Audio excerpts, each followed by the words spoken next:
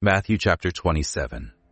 When morning came, all the chief priests and the elders of the people took counsel against Jesus to put him to death.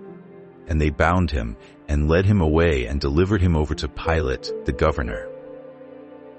Then when Judas, his betrayer, saw that Jesus was condemned, he changed his mind and brought back the 30 pieces of silver to the chief priests and the elders, saying, "I have sinned by betraying innocent blood." They said, "What is that to us? See to it yourself." And throwing down the pieces of silver into the temple, he departed, and he went and hanged himself. But the chief priests, taking the pieces of silver, said, "It is not lawful to put them into the treasury, since it is blood money."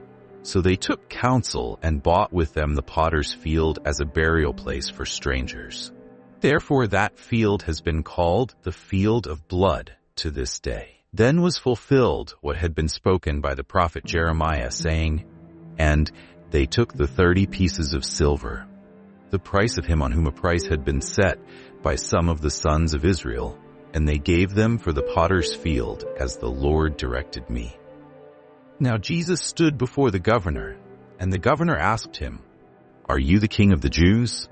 Jesus said, "You have said so." But when he was accused by the chief priests and elders, he gave no answer. Then Pilate said to him, "Do you not hear how many things they testify against you?"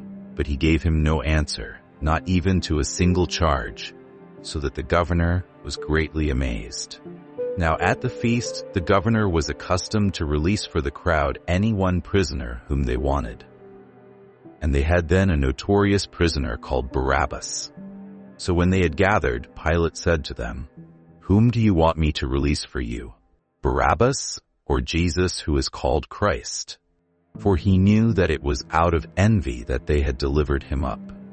Besides, while he was sitting on the judgment seat, his wife sent word to him, "Have nothing to do with that righteous man, for I have suffered much because of him today in a dream." Now the chief priests and the elders persuaded the crowd to ask for Barabbas and destroy Jesus. The governor again said to them, "Which of the two do you want me to release for you?" And they said, "Barabbas." Pilate said to them, "Then what shall I do with Jesus, who is called Christ?" They all said, "Let him be crucified." And he said, "Why? What evil has he done?" But they shouted all the more, "Let him be crucified." So when Pilate saw that he was gaining nothing, but rather that a riot was beginning, he took water and washed his hands before the crowd, saying, "I am innocent of this man's blood, see to it yourselves." And all the people answered, "His blood be on us and on our children." Then he released for them Barabbas, and having scourged Jesus, delivered him to be crucified. Then the soldiers of the governor took Jesus into the governor's headquarters, and they gathered the whole battalion before him. And they stripped him and put a scarlet robe on him, and twisting together a crown of thorns, they put it on his head and put a reed in his right hand. And kneeling before him, they mocked him, saying, "Hail, King of the Jews!"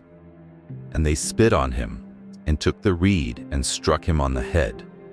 And when they had mocked him, they stripped him of the robe and put his own clothes on him, and led him away to crucify him. As they went out, they found a man of Cyrene, Simon by name. They compelled this man to carry his cross. And when they came to a place called Golgotha, which means place of a skull, they offered him wine to drink, mixed with gall. But when he tasted it, he would not drink it. And when they had crucified him, they divided his garments among them by casting lots. Then they sat down and kept watch over him there. And over his head they put the charge against him, which read, "This is Jesus, the King of the Jews." Then 2 robbers were crucified with him, one on the right and one on the left.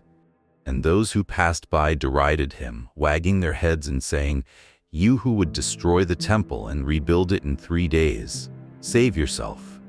If you are the Son of God, come down from the cross." So also the chief priests, with the scribes and elders, mocked him, saying, "He saved others, he cannot save himself. He is the King of Israel." Let him come down now from the cross, and we will believe in him. He trusts in God. Let God deliver him now, if he desires him. For he said, I am the Son of God.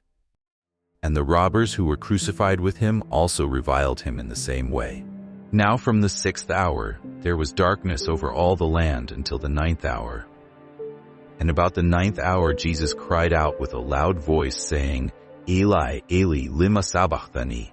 That is, my God, why have you forsaken me? And some of the bystanders hearing it said, This man is calling Elijah. And one of them at once ran and took a sponge, filled it with sour wine, and put it on a reed and gave it to him to drink. But the others said, Wait, let us see whether Elijah will come to save him. And Jesus cried out again with a loud voice and yielded up his spirit. And behold, the curtain of the temple was torn in two, from top to bottom.